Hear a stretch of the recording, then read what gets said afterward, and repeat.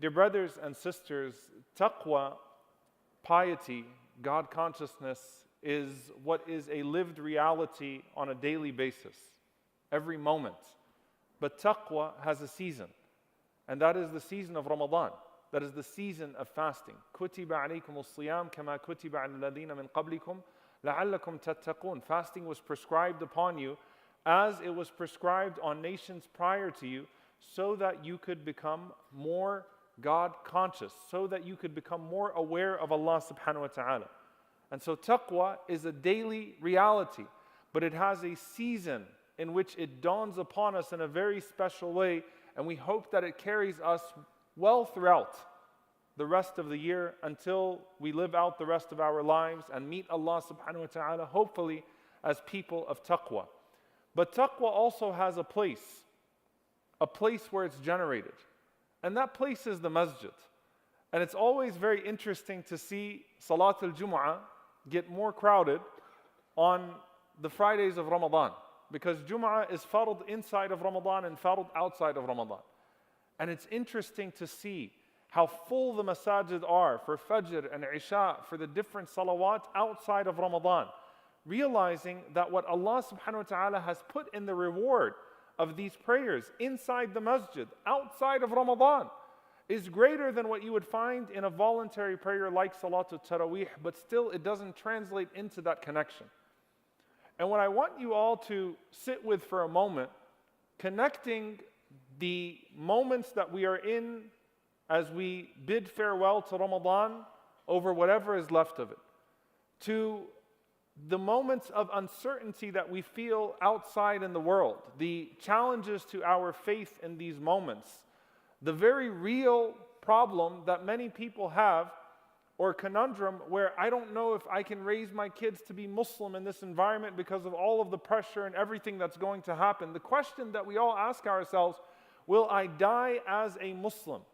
Will I die upon a good death? Will I have a good ending? May Allah Azza wa Jal give us a good ending, Husn al-Khitam, not just in Ramadan, but outside of Ramadan. It's deeply connected to what Allah subhanahu wa ta'ala has put in these places, the place that you are sitting in right now. Abdullah ibn Mas'ud radiallahu ta'ala anhu says, and this is the narration I want to sit with, and I want you to sit with, and play it through your mind over and over again, especially in the days that follow Ramadan. It's in Sahih Muslim that Abdullah ibn Mas'ud radiallahu ta'ala anhu said, "Man sarrahu an yalqa Allah ghadan musliman فليحافظ على هؤلاء الصلوات حيث ينادي بهن." He said, whoever wants to meet Allah tomorrow as a Muslim, it's powerful language. Whoever wants to meet Allah as a Muslim, whoever wants to die as a Muslim, die as a believer, then let him meet Allah subhanahu wa ta'ala by preserving the prayers in the places that they are called. If you want to meet Allah as a Muslim, then keep coming to meet Allah in the masjid, spiritually through your prayer. If you want to die as a Muslim, then live in the masjid, in the figurative sense. Obviously, we work and we go about our days. But there's a direct connection with how your ending will be and how frequent you are in the masjid, how attached you are to the masjid. And he continues, radiyallahu ta'ala anhu, قال من سره أن يلقى الله غدا مسلما فليحافظ على هؤلاء الصلوات حيث ينادي بهن فإن الله شرع لنبيكم صلى الله عليه وسلم سنن الهدى وإنهن من سنن الهدى ولو أنكم صليتم في بيوتكم كما يصلي هذا المتخلف then في بيته لتركتم سنة نبيكم صلى الله عليه وسلم ولو تركتم سنة نبيكم لضللتم. He says that Allah Azza wa Jal has laid down for your Prophet the ways of guidance, the means of guidance, the paths of guidance. And he said, these prayers that you have in these masajid, in these houses of Allah subhanahu wa ta'ala, are from the pathways to guidance, are from the ways that you stay guided. And he said, and if you were to pray in your homes, the way that this man, and he's talking about al-mutakhallif here is someone who stays behind in their homes. If you were to pray in your homes like this man, then you would leave off the way of your Prophet sallallahu alaihi wasallam, and if you abandon the way of your Prophet sallallahu alaihi wasallam, then you will abandon the pathways to guidance. And he goes on to say, وَمَا مِن رَجُلٍ يَتَطَهَّرُ فَيُحْسِنُ الطُّهُورِ ثُمَّ يَعْمِدُ إِلَى مَسْجِدٍ مِنْ هَذِهِ الْمَسَاجِدِ إِلَّا كَتَبَ اللَّهُ لَهُ بِكُلِّ خَطْوَةٍ يَخْطُوهَا حَسَنًا. He said, and no man purifies himself and gets himself ready for the masjid and then approaches one of these masajid of Allah subhanahu wa ta'ala after having perfected their purification, except that Allah subhanahu wa ta'ala will write down with every single step a good deed. وَيَرْفَعُهُ بِهَا دَرَجَةً. And Allah will raise him by a rank as a result of every single step he takes to these masajid. وَيَحُطُّ عَنْهُ بِهَا سَيِّئًا. And Allah Azza wa Jal will remove a sin as a result of every single step that he's taking. Meaning he's saying it's not just the blessing that's found inside the masjid itself. It's the blessing in the entire process. The process of getting ready at home, the process of making your way to the masjid, all of that, you're indulging yourself in a spiritual exercise of consciousness, of taqwa, where you're connecting to Allah subhanahu wa ta'ala the way you hope to connect to Him in a time like Ramadan. And he said, وَلَقَدْ رَأَيْتُنَا وَمَا يَتَخَلَّفُ عَنْهَا إِلَّا مُنَافِقٌ مَعْلُومٌ نِفَاقٌ. He said, you have seen us, or we have come across a time, I have seen a time where no one avoided the masjid except for a known hypocrite, a hypocrite known for his hypocrisy. وَلَقَدْ كَانَ الرَّجُلُ يُؤْتَى بِهِ يُهَادَى بَيْنَ الرَّجُلَيْنِ حَتَّى يُقَامَ فِي الصَّفِّ. He said, and I remember a time where a man would be brought and he was so weak that he'd have to be placed behind two people in the row, but he wouldn't miss his salah in the masjid.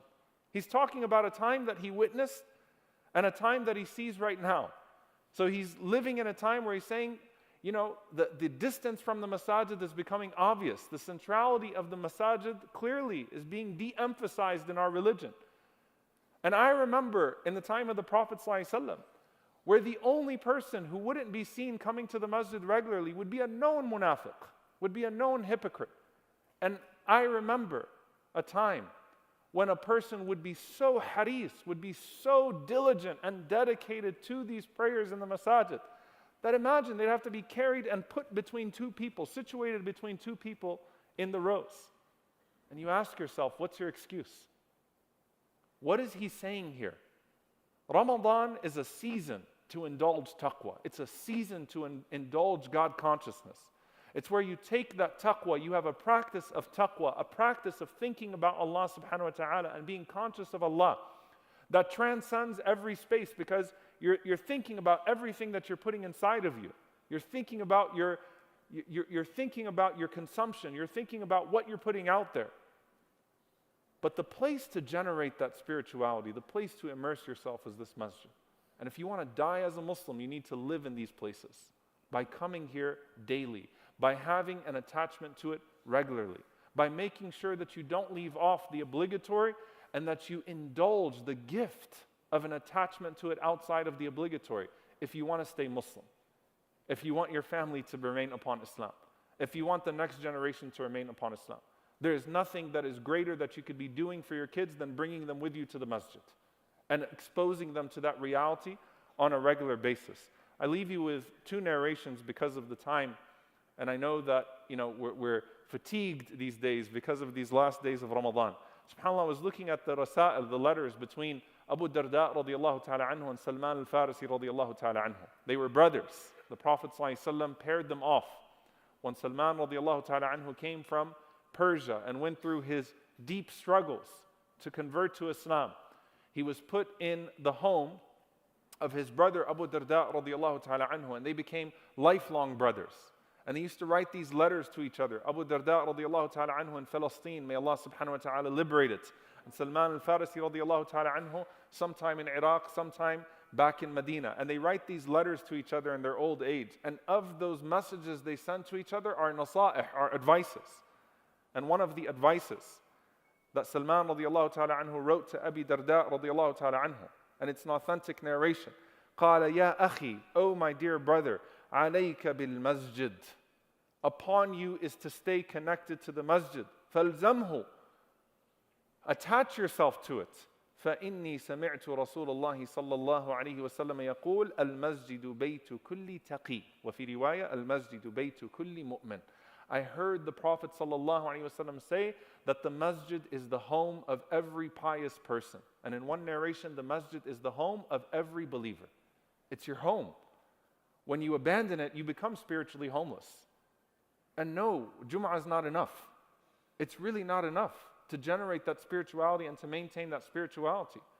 You become spiritually homeless when you abandon it. Every single person has to have this as a place. SubhanAllah, even when the Prophet ﷺ would come back from a safar, when he'd come back from a journey, when he'd come back from travel, before he entered into his actual home, he'd go to the masjid and pray 2 rak'ahs. This is your home. This is your attachment. This is the place where you will continue to generate what you've been trying to find in Ramadan. In another narration, also an authentic narration, that the Prophet ﷺ said, Al-masjidu baytu kulli taqi. That masjid is the home of every person of taqwa, of every person of God consciousness. وَتَكَفَّلَ اللَّهُ لِمَنْ كَانَ الْمَسْجِدُ بَيْتَهُ بِالرَّوْحِ وَالرَّحْمَةِ. And Allah Azza wa Jal has taken it upon Himself to guarantee for the one whose home is the masjid comfort, tranquility, mercy. And when will you need that most? وَالْجَوَازِ عَلَى الصِّرَاطِ إِلَى رِضْوَانِ اللَّهِ إِلَى الْجَنَّةِ. The Prophet ﷺ said that Allah will guarantee for the one who made the masjid his home safe passage over the sirat until he reaches the pleasure of Allah, until he reaches his place of Jannah. I want you to think about all of this. Ibn Mas'ud says, you want to die Muslim? Stay in the masjid. The Prophet ﷺ is saying, you want safe passage over the sirat when people will be pulled off of the path that takes a person to Jannah? Attach yourself to the masjid. The Prophet ﷺ is saying, you want safe passage to get into Jannah? Then ask yourself how many times you are entering into this masjid seeking the pleasure of Allah subhanahu wa ta'ala. This is your home. And of all the resolutions that we're making after Ramadan, I plead with each and every single one of you to increase your attendance in the masjid on a regular basis. If you can come at least once a day, keep it in your mind that I have to have some attachment to it. Just Fajr, just Isha, whatever it is, some sort of attachment to it. Then do so. And the more that you attach yourself, the more reward will come from Allah subhanahu wa ta'ala.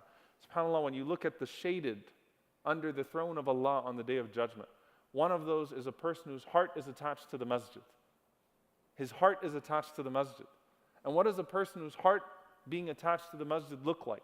They're thinking about attending the masjid. They're thinking about bringing life to the masjid with programming. They're thinking about volunteering in the masjid. They're thinking about building the masjid. They're thinking about cleaning the masjid. They're thinking constantly about the masjid. It's central to them, the way that a person tries to decorate their home and keep their home in order. They're thinking about the masjid constantly. When they get sick, how can I get back to the masjid? When they're not feeling well, how can I get back to the masjid? When they're traveling, when can I get back to the masjid? It becomes a home truly in your heart and for your heart. And the Prophet ﷺ mentioned the attachment of the qalb, the attachment of the heart to it. And that's why on the Day of Judgment you could hope to be amongst those that's not just sitting under the ceiling, the roof of one of the houses of Allah subhanahu wa ta'ala, but shaded under the throne of Allah subhanahu wa ta'ala. May Allah Azza wa Jal grant us that shade on that day. May Allah subhanahu wa ta'ala increase the love of all that is beloved to Him and attains His love in our hearts. And may Allah Azza wa Jal attach us to the times and the places and the deeds that bring about His love. And may Allah subhanahu wa ta'ala allow us to stay consistent after this month of Ramadan upon that which is pleasing to Him. And may Allah Azza wa Jal forgive us for our shortcomings in Ramadan and outside of Ramadan. Allahumma ameen. أقول قولي هذا واستغفر الله لي ولكم ولسائر المسلمين فاستغفروا إنه الغفور الرحيم.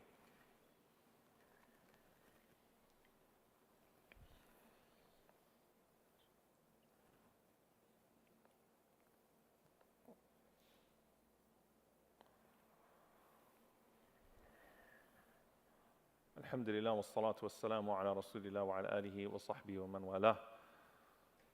اللهم إنا نسألك يا كريم، اللهم إنا نسألك يا رحيم، اللهم إنا نسألك يا رحمن، اللهم إنا نسألك يا ودود. We ask you, O Allah, to keep us attached to your homes. We ask you, O Allah, to keep us attached to your deen. We ask you, O Allah, to let us live and die as Muslims. And we ask you, O Allah, to forgive us for any of our shortcomings along the way. اللهم اغفر للمؤمنين والمؤمنات والمسلمين والمسلمات الأحياء منهم والأموات إنك سميع قريب مجيب دعوات. اللهم اغفر لنا وارحمنا واعف عنا ولا تعذبنا. ربنا ظلمنا أنفسنا وإن لم تغفر لنا وترحمنا لنكونن من الخاسرين. اللهم إنك عفو كريم تحب العفو فاعف عنا. اللهم اغفر لوالدينا رب ارحمهما كما ربونا صغارا. ربنا هب لنا من أزواجنا وذرياتنا قرة أعين واجعلنا للمتقين إماما. اللهم انصر إخواننا المستضعفين في كل مكان. اللهم انصر إخواننا المستضعفين في فلسطين وفي السودان وفي اليمن وفي كل مكان. اللهم عليك بأعدائك أعداء الدين. اللهم أرنا بالظالمين عجائب قدرتك. اللهم أهلك الظالمين بالظالمين وأخرجنا وإخواننا من بين المسالمين.